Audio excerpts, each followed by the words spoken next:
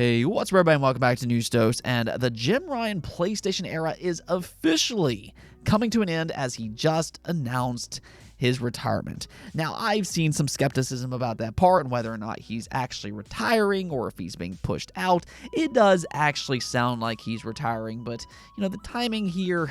Yeah, I can understand why some people might think that, but that is kind of the thing going forward. There's a lot of questions about what's next for PlayStation, and we're going to talk about that today and why I actually view this as a good thing for PlayStation. Also, Xbox, they hit a major milestone today as they continue to redeem themselves this generation, especially over in Japan. As always, though, do make sure to subscribe if you want to stay up to date with all of the daily gaming news. I am here every single week, Monday through Friday. But with that said, let's just go and jump right into things. Starting off with Counter-Strike 2. It actually got a surprise release last night. I mean, it's been in beta for a while, so it's not like this was a complete stealth launch or anything like that. But there wasn't really much of a lead up to its official launch. And, I mean, truth be told here, it doesn't really matter for all of the talk about marketing this year.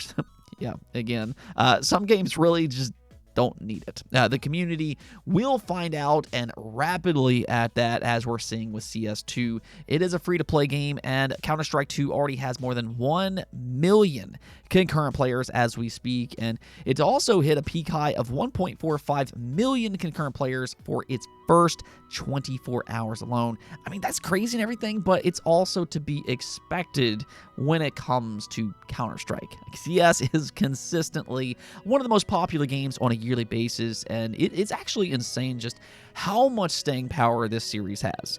I mean, some games, they kind of come and go, but Counter-Strike, it just seems to live on and on and on and on, and I do expect with CS2, that's going to continue for the foreseeable future. For those that are unaware, though, you might ask what's the big difference between this and CSGO. Well, you can actually read here. Valve says that it's a free upgrade to CSGO. Counter-Strike 2 marks the largest technical leap in Counter-Strike history. Built in the Source 2 engine, Counter-Strike 2 is modernized with realistic, physically based rendering, state-of-the-art networking, and upgraded community workshop tools. They also note that it includes all new CS ratings with the updated Premier mode, global and regional leaderboards, upgraded and overhauled maps, game-changing dynamic smoke grenades, tick rate independent gameplay, redesigned visual effects and audio, and also all items from CSGO moving forward to CS2. So yeah, this is a big upgrade, and if you like Counter-Strike, I'm sure you're going to be plenty busy in the coming days. And if you haven't played this series before, now really is the perfect time to jump in, especially with it being free to play. Now also, we need to talk about another Xbox Game Pass Day 1 release. Game Pass has legitimately been on fire here recently, and this goes all the way back to August. Since then, subscribers have gotten Quake 2, great game, Sea of Stars, great game, Starfield, great game, Lies of P, another great game, and now also Cocoon. Yeah, you can go ahead and add this to the list of great new additions because I can no longer say that this game just looks promising. Instead, I can now say that it's being praised as one of this year's best independent games. Reviews are rolling out now and currently has an 89 overall score on Metacritic with 24 reviews and an 88 overall score on OpenCritic with 20 reviews. So critics are absolutely loving this game. I keep seeing it being described as a wonderfully imaginative puzzle game. This is coming from the former Limbo and Inside Gameplay lead designer, so if you like those games, it does appear that they do have some things in common. Yes, they're very different, but they're all very mysterious games with how their stories and worlds unfold. And just like those games, the gameplay and atmosphere are also top-notch when it comes to Cocoon. Now, it's reportedly not a very long game, but if you do like puzzle adventure games, you're going to want to play Cocoon. It is set to launch tomorrow on September 29th for all platforms, including Xbox, PlayStation, the Switch, PC, and yes, it does launch directly in the Xbox Game Pass. You gotta love it, but by this point, it's really getting difficult to keep up with all of these great new games. Let's go and move into the big story of the day, though, because yes, the Jim Ryan PlayStation era is officially coming to an end. He announced his retirement late yesterday, and just take a look here as to what he said. After 30 years, I have made the decision to retire from SIE in March of 2024. I've relished the opportunity to have a job I love in a very special company, working with great people and incredible partners. But I found it increasingly difficult to reconcile living in Europe and working in North America. I will leave having been privileged to work on products that have touched millions of lives across the world. PlayStation will always be a part of my life, and I feel more optimistic than ever about the future of SIE. I want to thank Yoshida-san for placing so much trust in me and being incredibly sensitive and a supportive leader.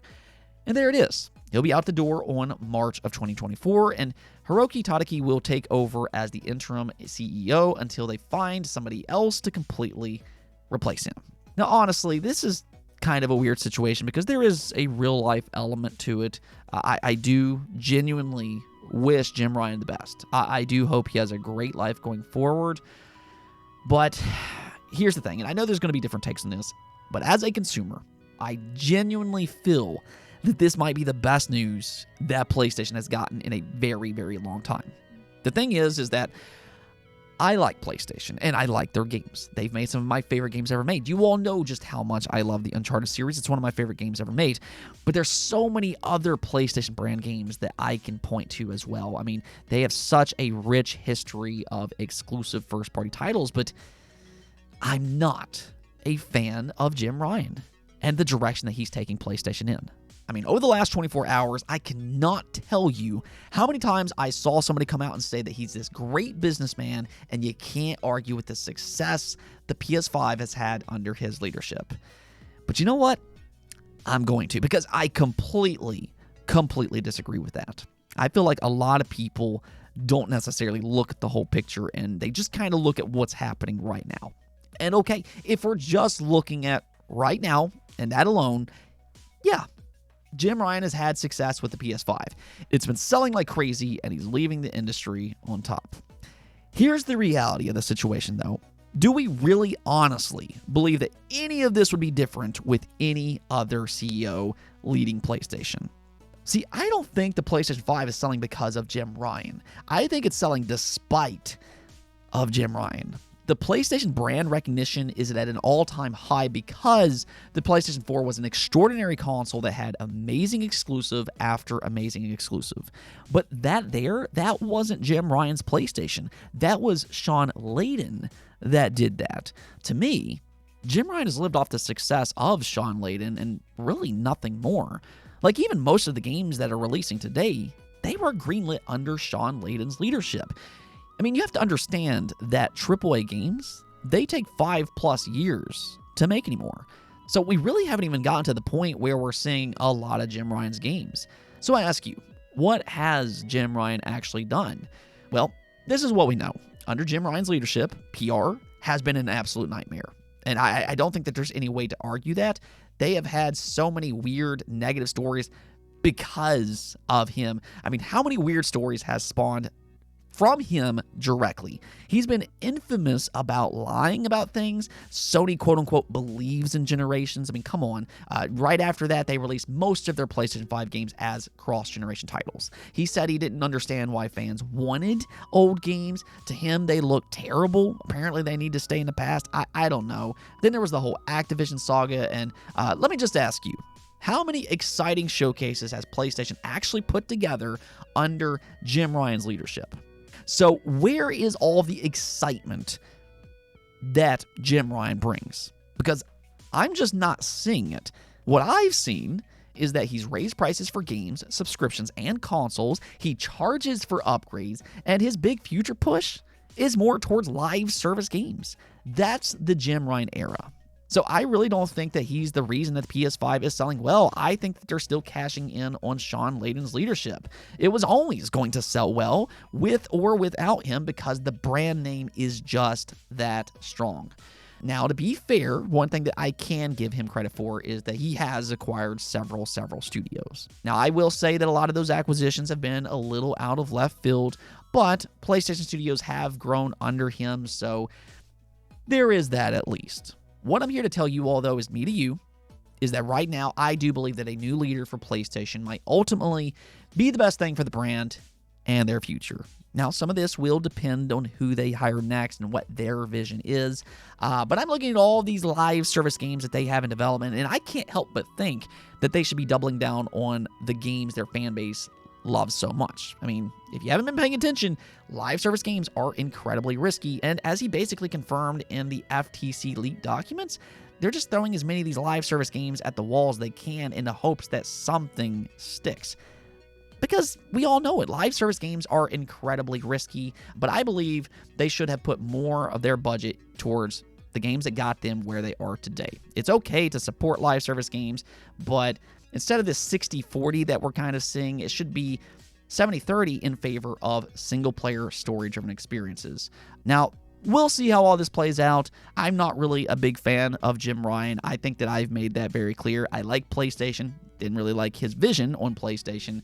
But to be fair, despite my feelings towards Jim Ryan as the PlayStation boss, he still has obviously had a great career, and there's no doubt about that. He's been with PlayStation since the PlayStation 1, and he did help get them on top, especially over in Europe, so kudos to him for all of that, and I do honestly wish him the absolute best going forward.